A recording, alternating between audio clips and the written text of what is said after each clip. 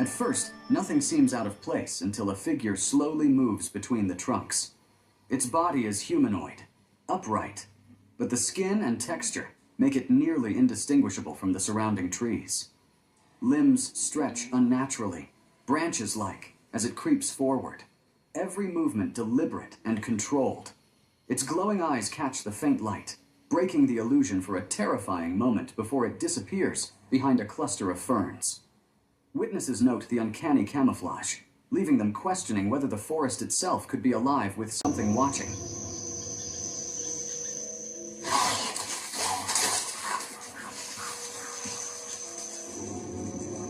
A small animal moves cautiously through the bushes, sniffing and pausing as if sensing danger. Suddenly, a massive humanoid figure bursts from the darkness, its elongated limbs moving with unnatural speed. The creature doesn't hesitate to lunge, chasing the terrified animal through the tangled foliage. Branches snap underfoot as the animal disappears into the shadows, the monster slowing only briefly to look directly at the lens before vanishing. Witnesses say the sheer speed and control left them questioning what kind of being could move like that.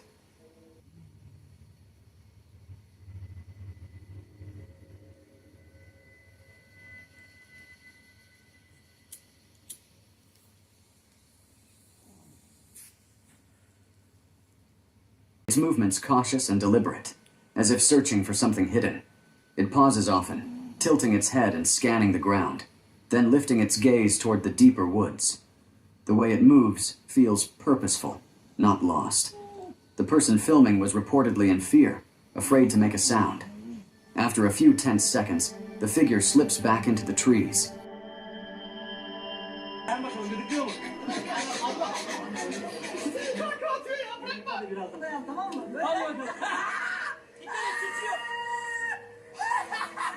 At first, nothing seems unusual, but then a massive humanoid is seen, its posture upright, yet strangely relaxed. The locals tickled the huge figure in excitement with almost playful deliberation, tilting its head as if aware it was being watched. The villagers laugh nervously, pointing and whispering among themselves, unsure whether to fear or marvel at what they see. Each step seems exaggerated, almost theatrical, as if the creature is performing. Left them frozen.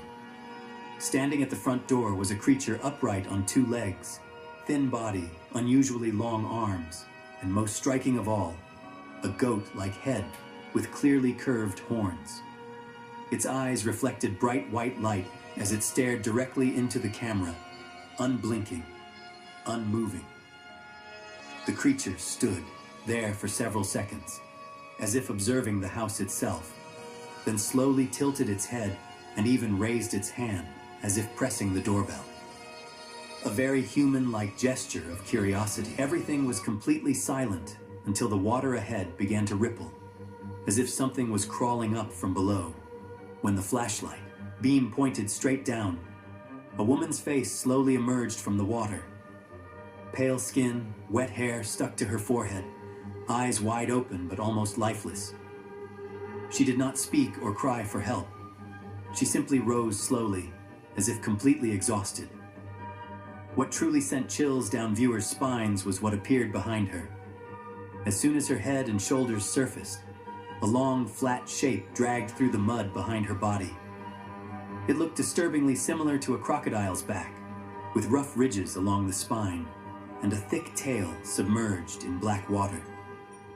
It was impossible to tell whether this was her real body or something attached to her.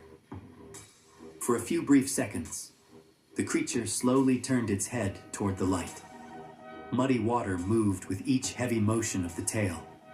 The camera shook violently as the person filming stumbled backward. Language was intentionally crafted in ways that seemed to keep us in a lower vibration, subtly disconnecting us from the deeper meanings of the words we use daily. Words, in essence, are spells. That's why we're taught spelling in school. Every sound we utter carries an energetic resonance, leaving an imprint that radiates out into the ether as sound energy, contributing to the very fabric of reality as we perceive it. Consider these examples. To endure the weekdays, you need to be in a weekdays. Notice the double meaning of week and days. Identical sounds, distinct spellings. Similarly, the word weekend sounds almost identical to weekend. So each time we mention the weekdays, we're unconsciously casting a spell of living in a weakened, dazed state. By the time the weekend arrives, many are indeed weakened, drained by routines and work that often don't serve our soul's purpose.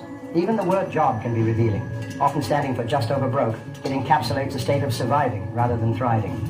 And each morning, you may find yourself in mourning, grieving the loss of your time, energy, and potential.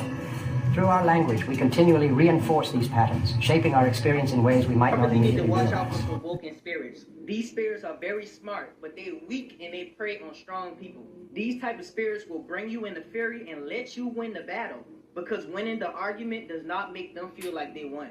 Getting you out your character and wasting your energy makes them feel like they won. Provoking spirits gets a high out of bringing people out of their character. They get a high out of making people act out of their emotions. You have to know how to identify one of these and control yourself when one of these are attacking you. Because y'all have to realize we are in spiritual warfare. Y'all got to stop looking at things physically all the time. Because if you don't realize that a provoking spirit inhabits people's body, you will be lost. A provoking spirit can inhabit anybody. It can be your friends, your family, your significant other, or it can be a quote-unquote op. A provoking spirit don't care about physical things. So they'll get you to a point to where you want to unalive them. And you know what? They still won. Because they got you to a point where you just threw your life away. Because all that spirit is going to do is jump in another person's body and do the same thing to them that they just did to you. You have to learn how to be emotionally intelligent in this world. You have to realize that some people just do things so you can act out of character and give your energy to them. They love negative energy. They absorb it every time you lash out at them. That's why when you be serious as hell, they be laughing. They'll look at you dead in your face and laugh at you because you did what they want you to do. At first glance, it looked like a woman in a long dress, black hair flowing down her back, slender build. But the longer you watch, the more wrong it feels. The figure does not walk, it glides. The dress moves slightly even though there is no wind. No footsteps can be heard. As it approaches the camera, some residents notice it does not lower its head or avoid the light, but seems to deliberately slow down. At the end of the clip, at the exact moment the figure turns, the camera clearly captures that its feet never touch the ground, floating briefly in midair. At first, the frame shows only a rock protruding from the water, but on closer inspection, there is a figure sitting on it. The upper body looks exactly like a woman, sitting upright with long hair falling down her back. Below the waist, the body extends into a tail that faintly reflects light with the motion of the waves. The entity sits there for a long time, almost motionless, as if watching or waiting for something offshore. Everything changes when a man's shout echoes from the shore, possibly a night guard or passerby. The instant the sound occurs, the creature turns its head. The movement is sharp and precise, showing it clearly heard and understood it had been noticed. There is no panic, no thrashing. Seconds later, it slides off the rock and swims straight down into the dark water. The camera records a human-like figure crawling along a road at night. But something is deeply wrong with its posture. Its face is tilted completely upward, eyes locked directly onto the camera, as if it knows it is being watched. A pale, expressionless face paired with tangled long hair creates an intensely disturbing image. It does not look like someone who fell, and it does not feel like a prank. Every movement is slow and stretched out, building tension with every second. There are no screams. No other people enter the frame. Just the entity and the empty road. That silence is what makes it truly terrifying. Mr. Crowley, a very famous occultist who practiced ritual magic, he conducted a ritual that's called the Amalantra working, and he made contact with an alien named Lamb. This alien entity that he drew out was the first gray alien that was ever depicted. This magic ritual, it goes all the way back to the Book of Enoch. There were these fallen angels, they're called the Watchers, and the Watchers came and they taught man how to use magic, and these entities taught them the Enochian language. Crowley said, okay, well, let's talk to these entities using that Enochian language, and he did that many times. For decades and decades, the government had this internal Pentagon group that said, hey, all this alien activity could be demonic in some way. Pump the brakes on trying to summon these things, because there could be some... I died last night, but I'm still here. So this happened last week, and I'm still coming to terms with it. I got a phone call from my next door neighbor asking if I could help him move a mattress upstairs. His mom is ill, and they have a big, heavy sleep number bed. I, of course, ran over there to help because they're great neighbors. I get over there, and his friend, who is a priest, was there to help as well. We worked together to figure out how to separate the mattress from the bed so we could fit it upstairs. We eventually get it all moved upstairs when my neighbor asked if I could help them move a heavy dresser as well. I think nothing of it, and we pull it out of his travel trailer and start bringing it up the front stairs of the house. This is where I died. The front stairs are 11 steps. I was on the lower end of the heavy dresser, about 6 steps up, when my neighbor and his friend lost a handle on the heavy dresser and it came crashing down on me, and I fell backwards towards the pavement. I then wake up in my dining room to my phone ringing and my wife asking me if I'm gonna answer the phone. On the phone, it's my neighbor asking if I can come over and help move a bed upstairs for his ill mom. Confused, I go over there and meet his priest friend, again. As this is apparently the first time I've met him, I said, I can help you with the bed, but I can't help you with that dresser. My neighbor said, how'd you know about the dresser? So I explained it all and told them I'm pretty sure I died. After moving the mattress, I spent the next hour talking with the priest. He had so many questions. My neighbor didn't believe it until I described the upstairs bedroom in perfect detail, down to the metal mattress frame on the floor and the intricate headboard leaning against the wall. I had never been upstairs in their house before, except, well, that time that I died. The priest asked me what it was like. What did I see after I died? And I told him I never actually died. It happened, and I woke up in my dining room. Side note, this story sounds a lot like quantum immortality. That's the concept that refers to the subjective experience of surviving quantum suicide. In simple to understand terms, this means that you never actually die. When you get killed or you die in this world, your consciousness moves on to another timeline where you didn't die. So this evening, my partner, 42 male, and I, 30 female, were upstairs sorting laundry, when his daughter, 17, called us downstairs as dinner was ready. I was heading down the stairs with my partner right behind me, literally 2 steps behind me. He did his usual thing of tickling the back of my neck as we walked. The bottom of our stairs is wooden, so you can hear when somebody steps onto it from the carpeted stairs. When we got to the bottom, my feet hit the floor as usual. I turned around to ask him something, and he wasn't there. He just wasn't there. I totally froze up for a second and looked up the stairs, and there he was, on the top step, pale and shaking. I asked him, what just happened? And he just kept saying, I don't know. I don't know. I was behind you, and before I hit the bottom, the next step I took me back to the top of the stairs. Earth's magnetic poles flip about every 300,000 years, but it's been about 780,000 years since the last time it happened. And it's possible that Earth's magnetic poles will flip again soon, especially because over the last 200 years, Earth's magnetic field has weakened by about 9%. If what we're seeing right now with the poles shifting is true, scientists starting to talk about how North Pole has shifted somewhere over Russia, moving towards Siberia. Let's say this continues, and we have 3 miles of ice melting, making the water in the entire world go up 40 meters, which is 120 feet. We're going to be losing some of our shores across the world, and it's gone. But what would happen is, while this is going on, we would be seeing on Antarctica a reveal of a very ancient past. It would reveal to us many, many things that we're not even aware of down there, potentially. If I told you there is a place in Corelia where trees only grow to a certain point, and then they literally start twisting and bending and growing back down or out, as if an invisible force is pushing on them. In this area, it's called Mount Vadavara, Death Mountain. I'm not done yet. The ancient Sami people were said to have worshipped it as a sacred site because it holds some sort of powerful energy. There are boulders balanced on tiny rocks, which all the scientists say were left behind when the glaciers melted. Come on. They say all of this was done when the glaciers melted.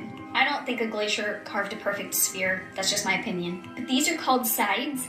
And the Sami people say they represent nature or earth spirits.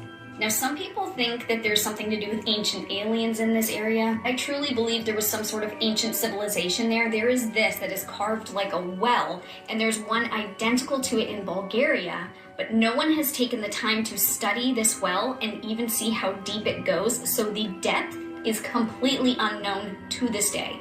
There are these 13 steps that they call the ladder to the sky, but I find it awfully coincidental that some ancient pyramids also have specifically 13 steps. Trees twisting, carved steps, a carved well, 1600 shades. What do you guys think's going on here? Your head. Who's doing the listening and who's doing the talking? You are a spiritual, eternal, immortal, spiritual essence, which never dies. When you come into this incarnation, you're pure and you're innocent. You haven't done anything wrong. So why does a terrible thing happen to a pure, innocent child? You are manifesting in this life and experiencing this life these, quote, bad things because of a previous life. It must come back to you. You must have to burn that karma off. You must experience it because what you put out comes back to you. Whatever you put out as a frequency or vibration must then manifest via the law of attraction or the law of karma. There's something suspicious about Saturn. Max Pierce asserted that Saturn was, quote, hijacked by parasitic entities, leading to the creation of its rings. He believes these entities transformed Saturn from a life-giving force into a transmitter of low-frequency negative energy, which is then amplified by the moon to influence Earth. Spears mysteriously died not long after publicizing these findings. This all sounds weird until you read Ringmakers of Saturn by Norman Bergrun. In this book, Bergrun independently presents compelling evidence as well as tons of photographs of what appears to be enormous, tens of thousand kilometers long electromagnetic vehicles which maintain Saturn's rings. He argues that these vehicles are extremely complex and cannot possibly be naturally formed. He concludes that there must be some sort of extremely advanced intelligence that maintains Saturn's rings. Fascinatingly, in Jordan Maxwell's work, he independently presents even more compelling evidence of an ancient global religion on Earth that worships Saturn. He argues that this global religion became popular during a time where Saturn, not the Sun, was actually the primary celestial body in the sky. Okay, but what if this is all a coincidence? Well, elite control and survivor Alondra Markman reveals that Saturn is heavily associated with and that every country in the world literally has an off-world embassy on Saturn's rings where leaders go to perform rituals for. Is it possible that there's something up with Saturn and it has something to do with some ancient cults which the elites still take part in, which links them to powerfully advanced parasitic entities who aim to maintain the 3D materialistic matrix on Earth?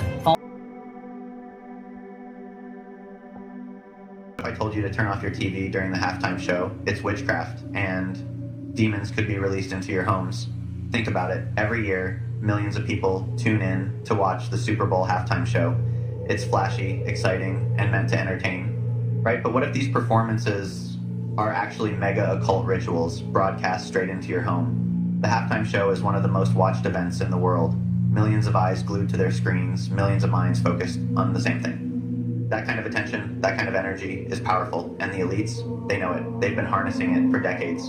The all-seeing eye, pyramids, phoenixes, rising from flames, checkerboard floors, these aren't random. They're recurring themes in occult practices. Look at the last 10 years. Rings of fire, mazes of mirrors, symbolizing duality and confusion, and artists dressed as high priestesses performing under illuminated pyramids. Many artists openly reference demonic possession, alter egos they can't control, or voices driving them. They've literally descended into stadiums from the sky like fallen angels. One rode a mechanical lion while throwing hand signs linked to secret societies. But why this specific moment? It's not just about the massive audience. The timing is key. The Super Bowl happens in early February, aligning with the ancient pagan festival of Imbolc, a time for invoking energy and renewal. This festival was about fire and transformation. Sound familiar? Fire dominates these shows, symbolizing destruction and rebirth. And here's another thing. The Super Bowl halftime show is one of the most expensive productions on Earth. Why spend hundreds of millions on a 12-minute performance? Sure, they'll say it's for marketing, but could it be because these rituals demand extreme dedication and sacrifice? Theatrics that mimic ancient rites? Here's the kicker. These rituals aren't just about energy. Some believe they're designed to open gateways. The music, visuals, and collective energy create the perfect storm for summoning demons or, as some suggest, interdimensional beings. Whatever they're summoning, the halftime show isn't just a spectacle, it's an invocation. Think about it. The fire, chanting, bizarre costumes, and occult symbols. This is modern-day witchcraft on a massive scale, and you're not just watching, you're participating. By focusing your attention and feeling the emotions they orchestrate, you become part of the ritual. Now, Robert Johnson was a known American blues musician and songwriter, and he was born in 1911 in Mississippi, and boy, does he have a story. Now, Robert was very mediocre. I'm talking about really not good at all, and several people stated that. He even knew that. So what he did was he took his guitar to the crossroads somewhere outside of Clarksdale near where he lived. He gave it to a man that he met at the crossroads, and he claimed that he sold his soul to the devil that night. He gave the man his guitar. The man tuned his guitar and handed it back to Robert. And after that, Robert was literally extraordinary. People stated, like, when he left, he was not good. But when he came back, he was one of the most known musicians in history. People would literally travel from everywhere just to hear this man play the guitar. Now, how you go from this mid guitar player to one of the best known? But the part that gets me is he went to the crossroads, and Papa Legba guards the crossroads. And Papa Legba is indeed not the devil. Now, many people believe that he was encountered with Papa Legba because he is who sits and guards the crossroads. But Papa also is who you have to go through to get to the other deities. But I just want y'all to know that he is not the devil. I don't know if that's who people are trying to, like, say that is the devil, but Papa Legba is not the devil. But whatever he did and whoever he encountered with, it helped him. And he was extremely open about it. He even made several popular songs talking about his experience at the crossroads. One goes by the name of Crossroad Blues, where he said, I went down to the crossroads and fell down on my knees. Another one of his popular songs is Hellhound on My Trail. They even featured him in a lot of different movies, like Oh Brother, Where Art Thou? It talks about him, and he even talks about how he sold his soul, and he was just so here for it. They even talked about him a little bit on the show Supernatural. And you have several people that have literally traveled or passed by and took pictures and stopped to see the crossroads where he allegedly went to sell his soul. Now, sadly, he died at the age of 27, which a lot of people believe it was a part of, like, the huge 27 Club or whatever you want to call it, which is basically this pretty much like a group of known celebrities that died at the age of 27, and people believe it's because of them selling their souls. Now, do I believe he was the first? Absolutely not. But I do believe he was probably, like, one of the first, like, people that was open about it, you know.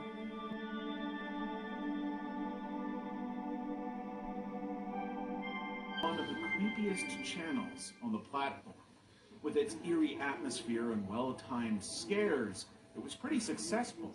The first video, Hello, was uploaded on July 9th, 2016 and has since amassed 1 million views. The channel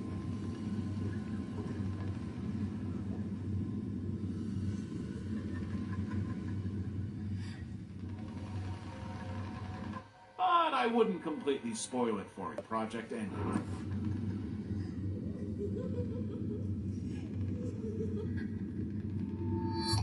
Your local bread man. Man is a fever dream of a channel that posts animations that blend comedy and horror. The animations feature Breadman as he searches for his place in life and encounters some absolutely terrifying stuff on the way. As it turns out, the world Breadman exists in is a scary place. And the story, though it's not traditionally structured, it makes no sense, is just him surviving it. The art style is unique and chaotic, complementing the video's somewhat nonsensical existential message. Meant to entertain and unsettle, the videos have spawned a subreddit as dead as Breadman.